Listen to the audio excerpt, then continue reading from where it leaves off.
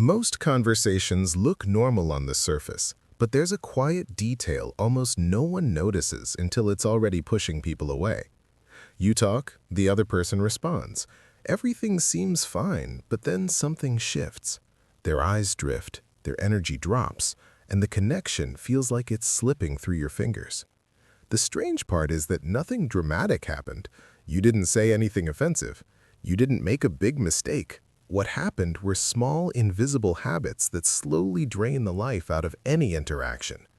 Today, you'll uncover the 8 subtle behaviors that damage conversations without making a sound.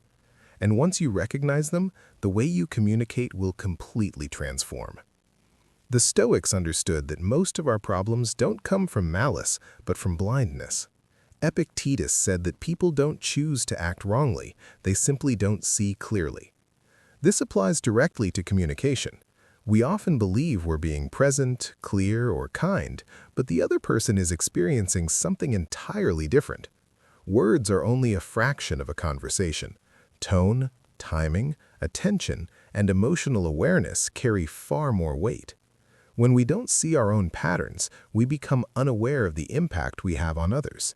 And it's exactly this lack of awareness that creates distance. So, let's begin with the most common habit of all. Habit 1. Waiting for your turn to speak instead of listening. It looks like you're paying attention, you nod, you make the right sounds, you keep eye contact. But inside, you're simply preparing your reply. The person shares something meaningful, and while they talk, you're rehearsing what you'll say next. They feel this. They may not articulate it, but they sense the absence of presence. The solution is simple but powerful. Pause before speaking. When they finish, wait 2 seconds. It sends a message that you heard them, not just their words. Habit 2. Turning everything into a comparison. Someone opens up about their achievement or a difficult week. Instead of honoring their moment, you tell a bigger version of the same story. The intention may be connection, but the result is erasure. Their experience loses space. They stop sharing, not because they don't trust you, but because there's no room for them before you talk about your experience. Stay with theirs. Ask a question. Let their moment breathe. Confidence is the ability to let someone else's story stand without needing to top it. Habit 3. Giving unsolicited advice. Most people don't share problems because they want solutions. They share because they want understanding. When you cut straight to advice, you interrupt emotional honesty and replace it with a checklist that feels dismissive, even if you meant well. Ask one simple question before offering guidance. Do you want help, or do you just want someone to listen? This single sentence creates safety. And speaking of growth, if you want to build deeper emotional maturity and peaceful relationships, subscribe to DVT Lucas. Making this content a habit strengthens your inner life and elevates every conversation you have. Habit 4. Pulling every topic back to yourself.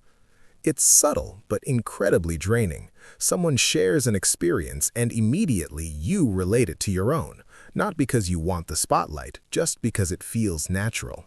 But over time, the other person learns that conversations with you always circle back to your world.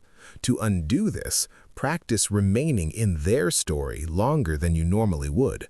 Let your curiosity guide you instead of your impulse to relate. Habit 5. Interrupting and finishing sentences. Many people do this thinking they're helping, but the effect is the opposite. When you cut someone off, you signal that their pace or thought process isn't worth the time it takes to hear it. After this happens repeatedly, people stop expressing ideas fully. They keep things short, safe, shallow. Wait for the sentence to end. Silence invites truth. Impatience shuts it down. Habit 6. Staying on the surface. Asking how someone's weekend was or whether work is busy doesn't build connection. These questions are polite, but they reveal nothing. Depth only appears when curiosity appears. Instead of, "How was it?" try, "What stood out to you this week?" Instead of, "Everything good?" try, "What's been on your mind lately?" These questions open doors to a person's inner world, the place where real connection lives. Most people don't hide their depth, they simply wait for permission to share it. Habit 7. Turning conversations into debate. Some people think challenging every opinion makes them sharp thinkers, but to everyone else, it feels like walking into an argument they never asked for. When every comment gets corrected, analyzed, or pushed back against, people start avoiding meaningful topics around you, not because they fear disagreement, but because the emotional cost isn't worth it. Ask yourself, does correcting this strengthen our connection or just my ego? If it's the latter, stay quiet. There's no prize for being right at the expense of being close. Habit 8. Sharing what was told to you in confidence. This is the habit that destroys trust the fastest. No matter how pure your intentions are, once you reveal something private, the relationship changes permanently. The person won't confront you, they'll simply stop trusting you. And once trust is gone, depth is gone.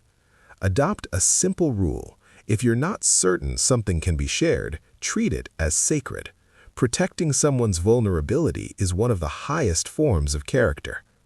These 8 habits don't mean you're a bad person. They mean you're human. Everyone has at least a few of these patterns, and most of them run on autopilot. The difference between people who build deep relationships and people who never move past surface-level connection is awareness. Choose one of these habits and observe it over the next week. Not all of them, just one. Notice when it appears, pause, redirect. Every adjustment, no matter how small, reshapes the quality of your communication. And if this message brought clarity, subscribe to DVT Lucas. Building the habit of nurturing your inner peace and emotional maturity is one of the most valuable commitments you can make. Thank you for being here. Stay aware, stay present, stay connected.